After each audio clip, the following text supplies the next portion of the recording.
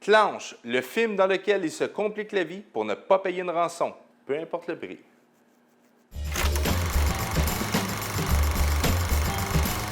Commençant avec une intro interminable sur un conduit d'ascenseur, 3 minutes pour être précis. Ouais. Mais qui se rattrape sur les 113 minutes suivantes. Le premier film à gros budget pour Keanu Reeves. Il interprète un agent du SWAT Team qui arrive sur les lieux d'intervention de façon inutilement extrême. Il pleut des Crown Victoria à LA. Reeves se fait cibler par un pas fin parce qu'il a tout scrappé sa patente. Il a fait échouer son plan. Alors le méchant munit un autobus de transport en commun d'explosifs. Une fois que l'autobus atteindra les 50 000 à l'heure, la bombe s'active et si le tachymètre descend sous cette vitesse, BOUM! Explosion! On avait compris à boum. Alors Keanu, petit Keanu, essaie de rattraper l'autobus. On le voit à bord d'un Ford Bronco 1970 qui n'est surtout pas fait pour faire de la vitesse. Et qui dit LA, dit trafic. Et qui dit trafic, dit plein d'autos. Et qui dit plein Tu t'en vas d'autos, où dit... avec ça? Je commence à avoir hâte que tu me coupes. J'avais aucune idée où je m'en allais avec ça. Il prend le volant d'un Jaguar XJS, il le redessine et va rejoindre la belle Sandra Bullock. Et c'est là qu'il se dit « Mais pourquoi j'ai mis ce manteau-là?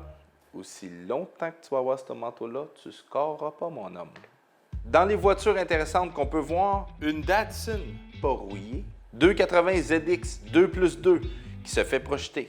Une Pontiac Le Mans qui passe proche d'une collision. Oh! Il se fait frapper en fin de compte. Et une Ford Probe GT 93. T'avais pas dit intéressant. Elle venait de sortir, la voiture, là. OK, mais pourquoi tu parles pas de la Thunderbird? Ben, une voiture dépassée, ça. On passe au top 5.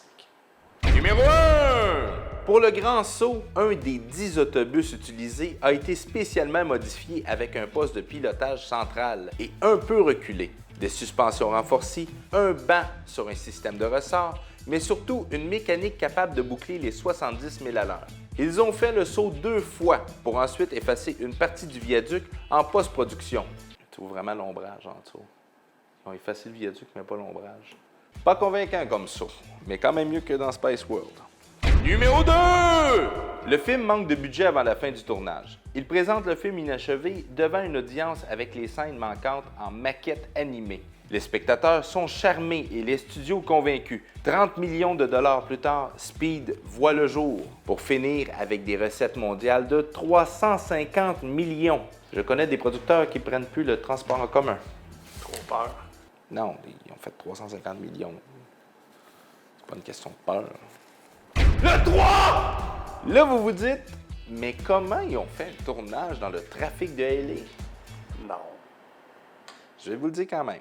L'autoroute I-105 était à la fin de sa construction. La ville de Los Angeles a laissé un mois à la production, le champ presque libre pour le tournage. Il ne fallait pas interférer avec les ouvriers qui s'acharnaient à finir l'autoroute, qui avait déjà 1 an de retard sur l'échéancier. L'équipe de tournage a dû se déplacer au fur et à mesure pour ne pas être dans leurs jambes ou leurs pelles, ce qui donna au film de gros problèmes de raccord.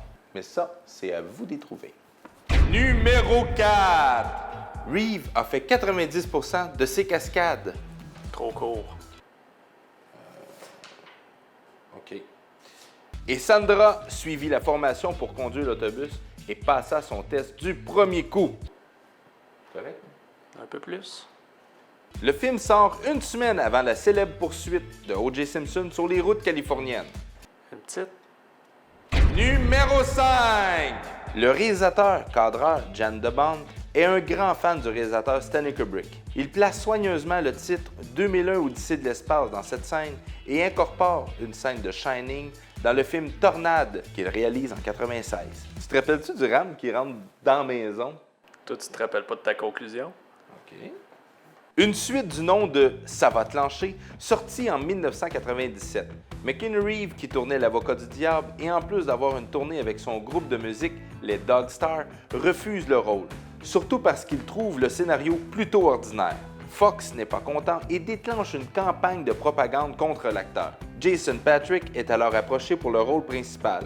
Mais après avoir lu le script, il demande des changements majeurs. Ce qui ne sera pas fait, mais trop tard, le contrat était signé. Pour Sandra, elle est allée à contre-cœur. Mais 11,5 millions de dollars, ça commence à être dur de refuser. Elle cita plus tard dans une entrevue que le film est « the biggest piece of crap ever made ». Un gros tas de marde, autrement dit. Fox investit 160 millions dans Speed 2. Il ne récolte que 116 millions à travers le monde. Après ne pas avoir respecté les acteurs, méritait-il ce sort? Quand tu craches en l'air, ça tombe tout le temps sur ton front. Ton nez. Ben, ça dépend s'il y a du vent, si tu bouges. Là. Ouais, mais l'expression, c'est sur ton nez. Non, t'as bien plus d'expression que ton visage au complet que juste ton nez. Tu sais quoi? Laisse faire. La semaine prochaine, les bagnoles. Et ne manquez pas le très volubile Jacques Deshaies avec l'actualité automobile. C'est chiant, ça. Une fois de temps en temps. Vous en voulez plus? Allez sur propulsionshow.com dans la section Cinéparc ou abonnez-vous à notre YouTube. Ça va-tu? T'as l'air frustré, toi? Ouais, mon char il a cassé. Je vais être obligé de prendre la bosse. Ben, c'est eux qui t'ont rentré dedans. Ouais.